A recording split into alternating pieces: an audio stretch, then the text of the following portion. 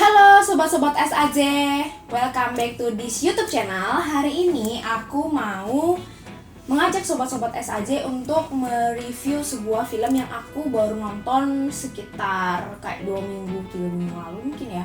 Jadi film ini aku tonton di bioskop, tentunya dengan protokol kesehatan, duduknya dijarakin, terus pakai masker, hand sanitizer, pokoknya aman. Nah, film ini itu sebenarnya udah dinanti-nantikan sama aku, termasuk mungkin beberapa orang gitu kan.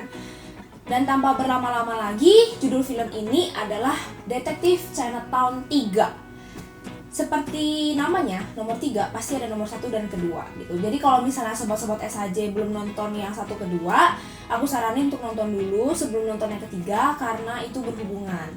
Sebenarnya yang pertama itu cuma perkenalan doang sih, kayak ya tentang detektif, mecahin kasus, perkenalan. Nah yang kedua sama ketiga ini cukup nyambung. Jadi kalau misalnya mau nonton yang ketiga, aku saranin nonton dulu yang awal gitu. Nah film Detektif Chinatown 3 ini itu harusnya keluar di tahun 2020 pas Imlek. Tapi sama China itu ditahan karena mungkin pandemi kali ya. Kayak pasti orang nggak nonton juga gitu, susah ke bioskop dan sebagainya. Jadi mereka menahan film ini dan barulah dirilis di tahun 2021. Di tahun 2021 ini saking lamanya penantian setahun ya kan. Ini film tuh jadi booming banget. Jadi waktu dia keluar itu langsung nomor 1 dia karena itu dinanti-nantikan sama semua orang. Termasuk aku juga sangat menanti-nantikan. Soalnya trailernya udah keluar gitu, kayak bikin penasaran aja karena ya gitulah, karena apa ya, ya kedua sama ketiga tuh nyambung. Yang kedua tuh endingnya itu kayak gantung, jadi kayak penasaran aja sama yang kelanjutannya gitu. Nah seperti namanya sendiri, Detektif Chinatown. Jadi film ini berkisah tentang detektif-detektif gitu, memecahkan kasus, puzzle dan misteri. Terus Chinatown ini diambil dari tempat syuting mereka. Jadi mereka syuting tuh di Chinatown dari berbagai negara. Detektif Chinatown yang pertama itu ada di Thailand, yang kedua itu di Amerika, yang ketiga itu ada di Jepang. Nah yang pertama itu seperti aku bilang, itu mereka kayak memecahkan kasus pembunuhan biasa gitu kan. Dan yang kedua ini mereka kayak diundang ke Amerika bersaing sama detektif-detektif lain dari berbagai negara untuk mecahin sebuah misteri kasus gitu.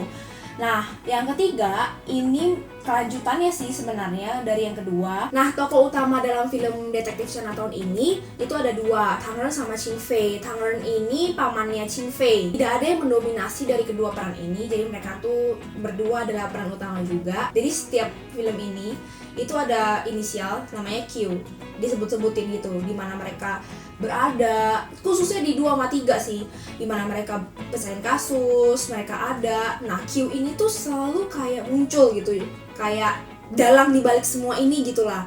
Dan dia tuh selalu meneror si Ching Fei ini. Nah siapa itu Q?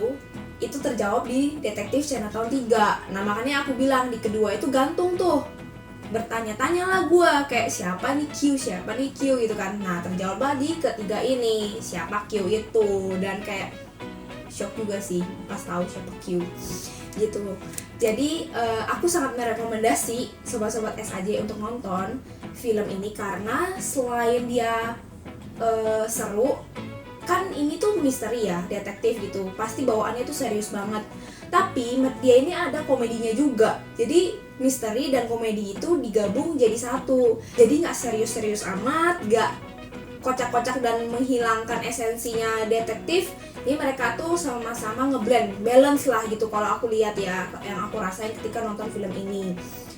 Terus Detektif Chinatown ini juga mengeluarkan dramanya. Jadi ada sekitar 12 episode untuk Detektif Chinatown drama. Dikeluarkan itu between 2 sama 3. Jadi 1, kedua, dramanya dulu, baru filmnya yang ketiga ini. Nah, film ini sangat seru, dramanya juga seru, tapi dramanya menurut aku lebih serius. Oke sobat-sobat SAJ, thank you udah nonton video ini. Jangan lupa untuk subscribe channel ini, jangan lupa untuk like, jangan lupa untuk share, jangan lupa untuk komen video ini. Dan jangan lupa juga untuk selalu menginspirasi sekitar kita. Bawalah hal-hal positif yang kita bisa untuk tetap bisa menginspirasi karena selalu ada jalan. Bye-bye. you.